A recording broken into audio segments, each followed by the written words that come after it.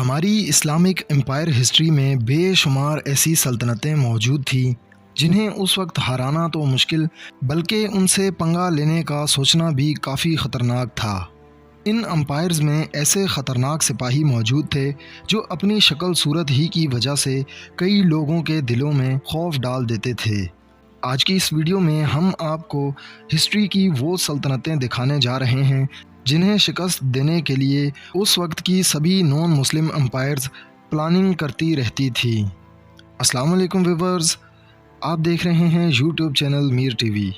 Number 5، صفوی سلطنت۔ شاہ اسماعیل کے ذریعے 1501 میں قائم کیا گیا صفوی خاندان ایران کے اہم ترین حکمران خاندانوں میں سے ایک تھا۔ انہوں نے پرشیا پر مسلمانوں کی فتح کے بعد سے ایک گریٹسٹ پرشین امپائرز پر حکومت کی۔ اصفہان میں پائے جانے والے محلات اپنی عیش و عشرت کے لیے پوری دنیا میں مشہور تھے۔ اصفہان صفوی سلطنت کا کیپٹل تھا، جس کی بڑی وجہ ان کے شاہوں کی فائن آرٹ اور مینوسکرپٹس سے لگن تھی۔ یہ سلطنت 2,28,50,000 کلومیٹر پر پھیلی ہوئی تھی۔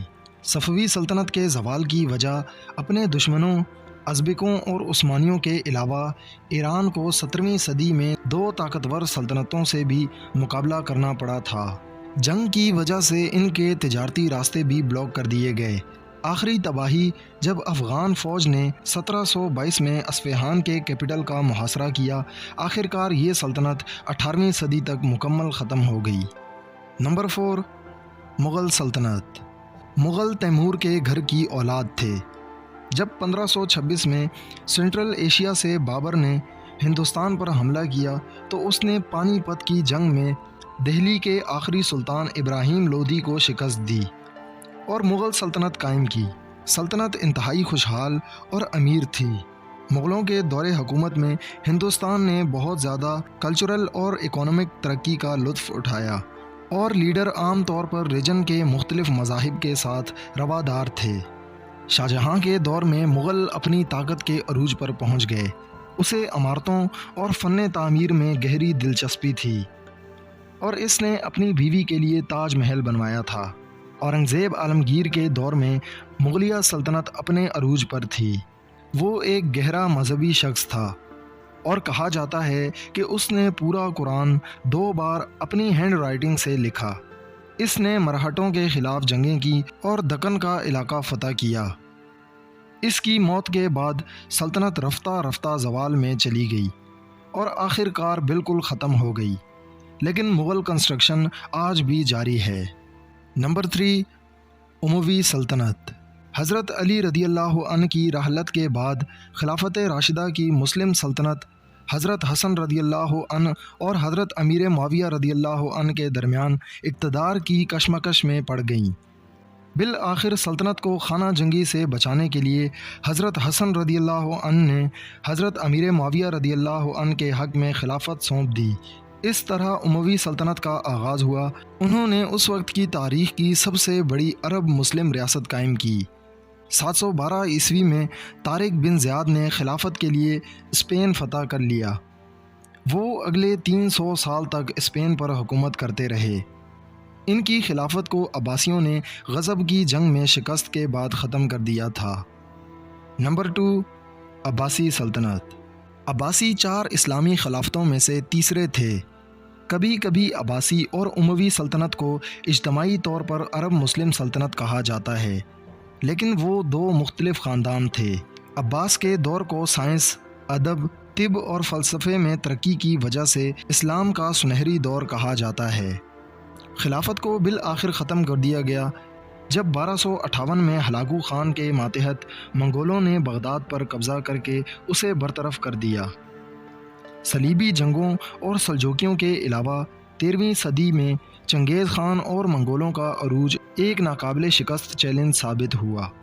آخری رسمی خلیفہ المستعصم نے فرض کیا تھا کہ وہ منگولوں سے لڑنے کے لیے دوسرے مسلم اتحادیوں سے مدد حاصل کریں گے، لیکن ایسا نہیں ہوا۔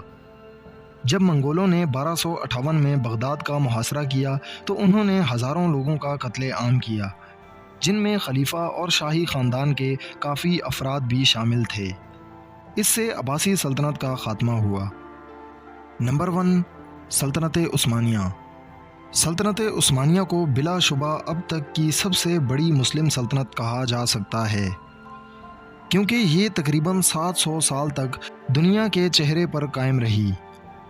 یہ ہسٹری کی سب سے بڑی اور لمبے عرصے والی حکمرانی والی سلطنتوں میں سے ایک بھی پہلے عثمانی ترک فوجی تھے، جنہیں غازی کہا جاتا تھا۔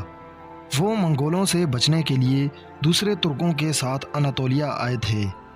1200 کے آخر میں عثمان غازی جو لیڈر تھے، انہیں بازنطینیوں سے لڑنے میں بڑی کامیابی ملی۔ اس قبیلے کے افراد عثمانیوں کے نام سے مشہور تھے۔ 1300 کی دہائی کے دوران عثمانیوں نے اناطولیہ کے بڑے حصے پر قبضہ کر لیا اور یورپ میں چلے گئے۔ انہوں نے 1396 میں نیکوپولس کی جنگ میں صلیبی فوجوں کو شکست دی۔ اس کے بعد 1402 میں عثمانی سلطنت کو ایک عارضی بحران کا سامنا کرنا پڑا۔ جب تیمور نے انقرہ کی جنگ میں حملہ کیا اور فتح حاصل کی تو سلطنت بحال ہو گئی اور مراد دوم نے اقتدار سنبھالا۔ 1444 میں مراد کی فوج نے ورنا کی جنگ میں آخری صلیبیوں کو شکست دی۔ 1453 میں سلطان محمد نے قسطنطنیہ پر قبضہ کر لیا اور اسے استنبول کا نام دیا۔ یہی اس سلطنت کا کیپٹل بھی تھا۔